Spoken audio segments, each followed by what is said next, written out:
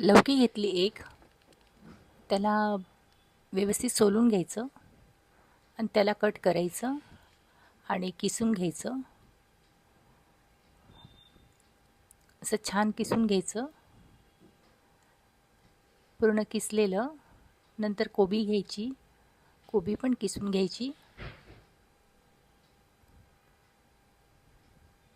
कोबी पण किसली. आता लौकी घेतली, त्याच्यामध्ये पीठ टाकायचं आणि बेसनाचं पीठ टाकायचं, बेसन पण टाकायचं आणि कोबी टाकायची वरून.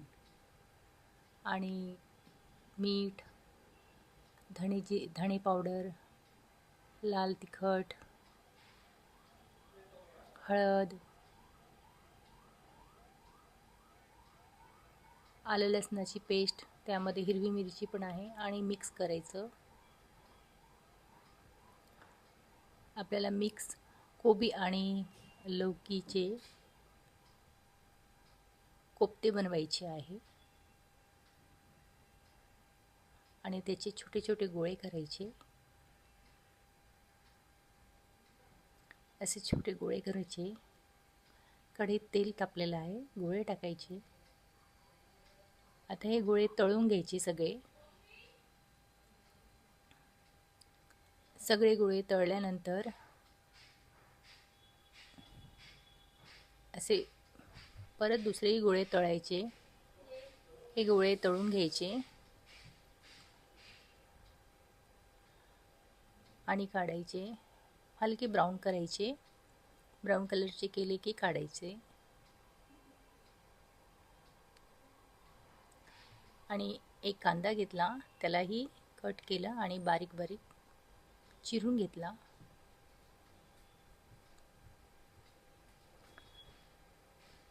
छान बारीक चिरून घ्यायचा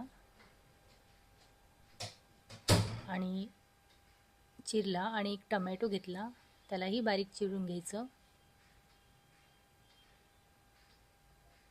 त्याला बारीक व्यवस्थित चिरून घ्यायचं. तेही चिरलं.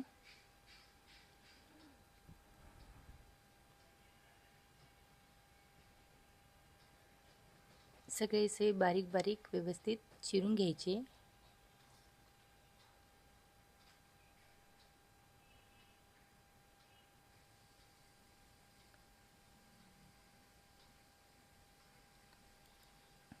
टमॅटो बारीक चिरून झालेले आहे आपले. कढईमध्ये तेल घेतलं, त्यामध्ये कांदा टाकला, परतवायचं त्याला छान. गुलाबी कलर आला की त्यामध्ये टमॅटो टाकायचे. टमॅटो टाकले की तेही परतवायचं. परतून झालं की त्यामध्ये मसाले घालायचे. आलं लसणाची पेस्ट घालायची आणि कांद्याची पेस्ट घालायची आणि तिखट, गरम मसाला, हळद, मीठ, धने पावडर असं घालायचं आणि मिक्स करायचं. व्यवस्थित मिक्स झालं की त्याला थोडंसं होऊ द्यायचं तेलामध्ये. मसाले हे तेलामध्ये होऊ द्यायचे. थोडंसं पाणी घालायचं आणि परत मसाले होऊ द्यायचे.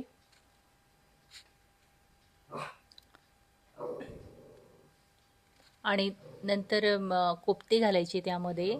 जे आपण तळलेले कोफ्ते होते ते घालायचे आणि तेही ढवळून घ्यायचं चांगलं.